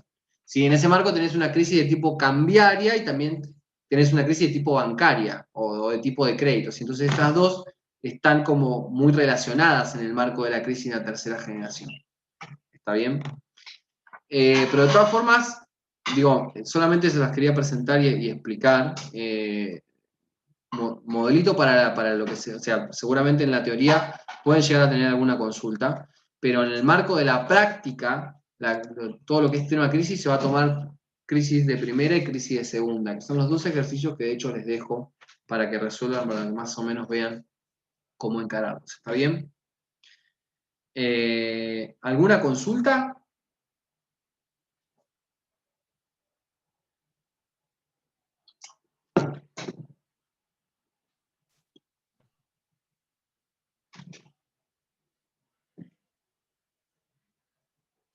Nico, Sí.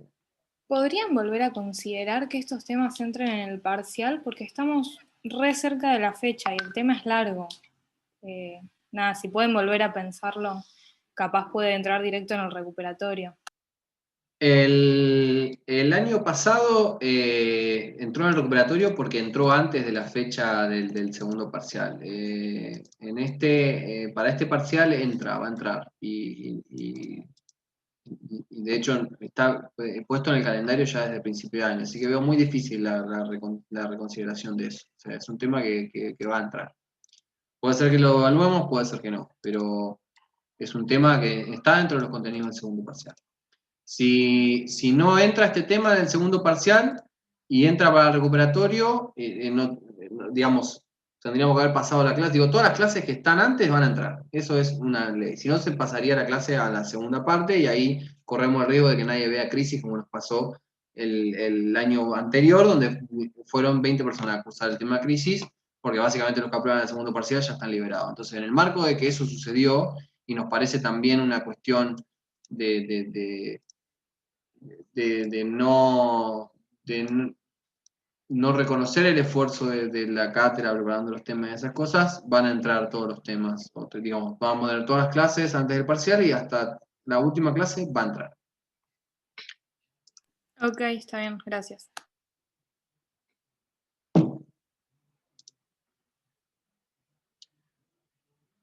Ahí tengo una pregunta en el chat.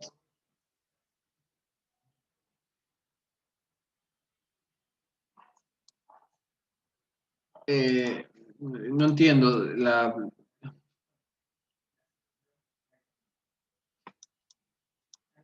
sí, se reconsidera cada caso, digo, es una pregunta muy puntual, no sé, depende del caso. Depende del caso. Siempre redondeamos para arriba nosotros igual, así que por centésimas es muy difícil que te quedes, o sea, o te quedaste afuera o entraste, pero nunca va a haber un caso intermedio.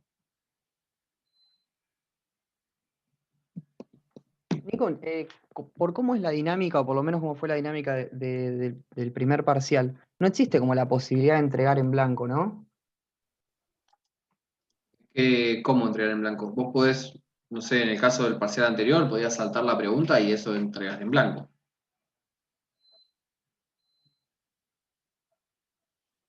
Si vos saltás sin responder, es en blanco. Claro, claro. Lo que pasa es que yo pensaba que, no sé, si me costaba la cuarta y quinta pregunta y había hecho ya las 3 anteriores, suponiendo que son 5, no sé, pensé en eso. Por un tema de llegar a la nota de la promoción y eso. Sí, no entiendo igual, no entiendo.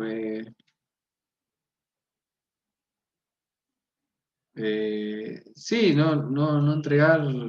Sí, si no lo entregás, por ejemplo, si no lo envías, es una entrega en blanco, sí, sin duda.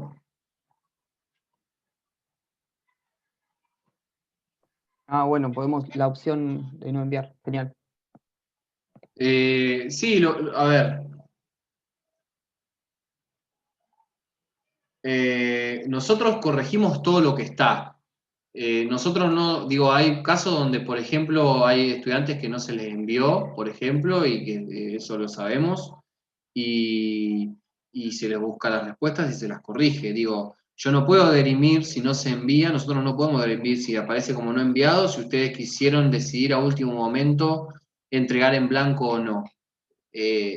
Si no, digo, no pueden hacer a la mitad las cosas, digo, hacer algo y después eh, arrepentirse y decir, no, ya fue entrego en blanco. O hacen las preguntas o no las hacen las preguntas. Si se las hace, se las va a corregir o se las va a tomar como que algo hicieron. Porque nosotros no tenemos forma. No tenemos forma de que nos digan no corregirlo después. No sería justo tampoco. No, digo, a algunos no se les envía y hay problemas a veces con el sistema y de alguna manera se les corrige igual. Digo, no lo sabemos, no lo podemos saber.